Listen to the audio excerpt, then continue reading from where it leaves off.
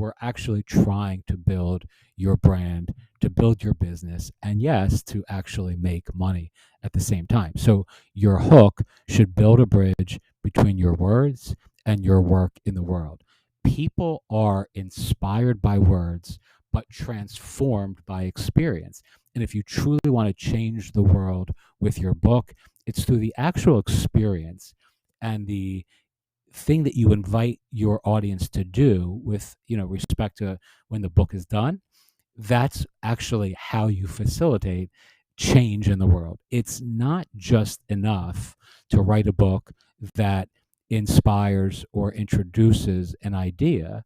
It's actually the experience that you want to offer your audience, a small percentage of your readers. That's actually what they're going to do, that is going to change their lives, and ultimately is going to change your life as an author and entrepreneur. All right. So